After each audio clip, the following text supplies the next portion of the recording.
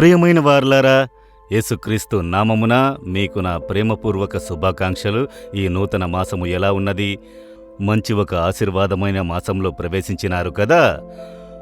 అన్ని రోజులు అన్ని మాసములు ఆశీర్వాదమే.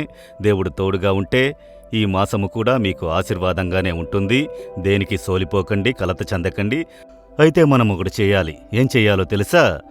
విలాప వాక్యములు 3వ అధ్యాయము 25వ వచనములో, తన్ను ఆశ్రయించు వారి ఎడల యెహోవా దయాళుడు, తన్ను వెతుకు వారి ఎడల ఆయన దయచూపువాడు.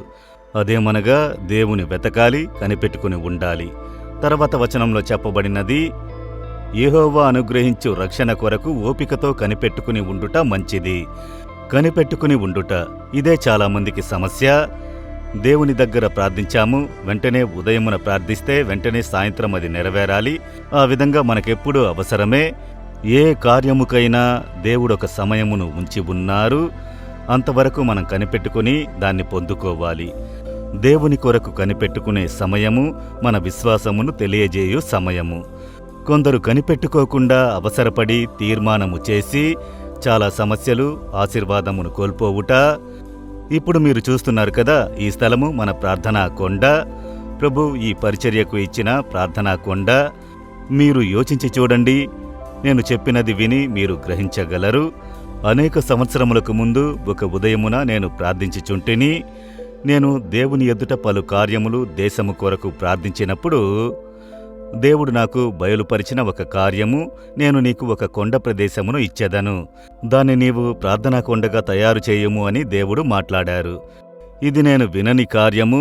నాకొక కొండ ప్రదేశము ఇవ్వండి, ప్రార్థనా కొండను ఇవ్వండని నేను అడగలేదు. దేవుడే మాట్లాడినారు. దేవుడు చెబుతున్నారని చూస్తే నాలుమవడి దాని చుట్టుపక్కల కొండలు లేవు. దాని ప్రక్కలో ఇక్కడ ఎలాంటి కొండలు లేవు. దేవా, మీరు కొండల ప్రాంతమునిచ్చేదనని చెబుతున్నారు. సరే, మీరేం చెబుతున్నారో దాన్ని చేస్తాను అని నేను దేవునికి తెలియజేశాను. నా వైఫ్ కూడా తెలియదు, నేను ఎవరితో కూడా చెప్పలేదు. ప్రభు చెప్పారు, అందరూ ప్రార్థన చేయండి, వెంటనే అనౌన్స్ చెయ్యలేదు. అలా ఏమీ లేదు. దేవుడు చెప్పాడు, ప్రార్థన. అప్పుడప్పుడు జ్ఞాపకము చేసి ప్రార్థించేదను. మీరు చెప్పారు, మీరు చేయుదురని. దాదాపు 1 సంవత్సరం తర్వాత ఒక స్నేహితుడు వచ్చాడు. అతడు చెప్పాడు, కుట్రాలం ప్రక్కన ఒక కొండ ప్రదేశము, అది క్రయమునకు వచ్చిచున్నది. దాన్ని అమ్మేవారు కూడా దేవుని పిల్లలు. అది పరిచర్యకు అమ్మితే బావుంటుందని అనుకుంటున్నారు. మీరు దాన్ని తీసుకుని ప్రార్థనా కొండగా మార్చండి అని చెప్పారు. ఇదే మాటను ఇంకొక సేవకుడు వచ్చి చెబుతున్నాడు. ఏంట్రా ఇది, దేవుడు చెప్పాడు సంవత్సరమునకు ముందు, ఇప్పుడు ఇతడు వచ్చి మీరు ప్రార్థనా కొండగా మార్చండి, కొండ ప్రదేశం ఉన్నదని అంటున్నాడు అని చెప్పిన వెంటనే ప్రభు చెప్పినది జ్ఞాపకమునకు వచ్చినది. సరే రండి, వెళ్ళి చూద్దామని చెప్పి, ఈ స్థలమే దాదాపు 100 ఎకరములకు పైగా.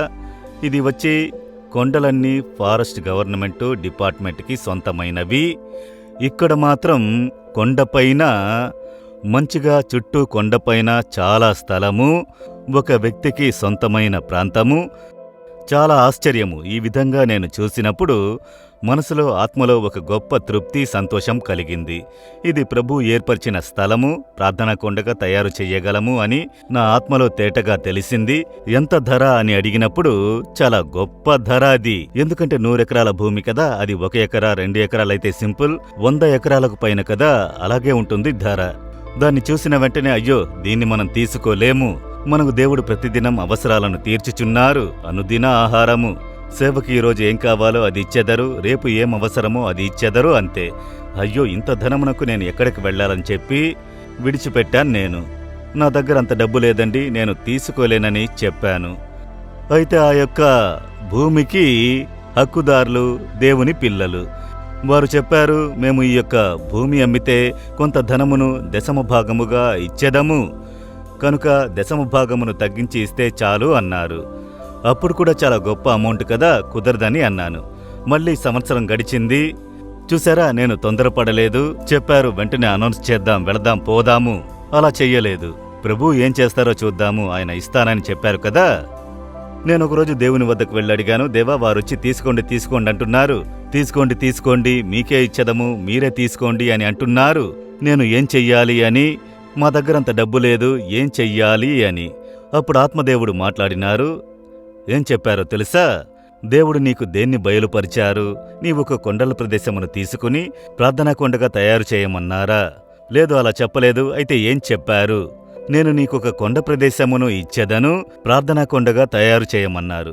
ఆయనే కదా ఇస్తానన్నారు. నీ పని తయారు చేయుట, ఇచ్చుట ఆయన పని. అవును, అలాగే చెప్పారు. కనుక మీరిస్తే నేను చేసేదనని చెప్పు. ఆత్మదేవుడు చక్కగా నడిపించారు, అదే కనిపెట్టుకుని ఉండుట. మీరు అవసరపడకూడదు. ఏ ఒక్క కార్యముకైనను, మీ పిల్లల వివాహ కార్యమా, బిజినెస్ కార్యమా, సేవా కార్యమా, అవసరపడకండి. మీ మనసులో అనుకున్నవన్నీ చేయుట ద్వారా అనేక పరిచర్యలు బాధింపబడ్డం, కుటుంబములు బాధింపబడ్డం, బిజినెస్ బాధింపు అన్నీ కూడా ప్రభు కొరకు కనిపెట్టుకుని ఉండుట అలవాటు చేసుకోవాలి. నేను ఈ పరిస్థితికి రావడానికి 2 సంవత్సరములు పట్టినవి. ప్రభువు మాట్లాడి 2 సంవత్సరాలు ప్రార్థన చేసి కనిపెట్టుకుని ఉన్నాను. దేవుడు చెప్పినది మర్చిపోలేదు.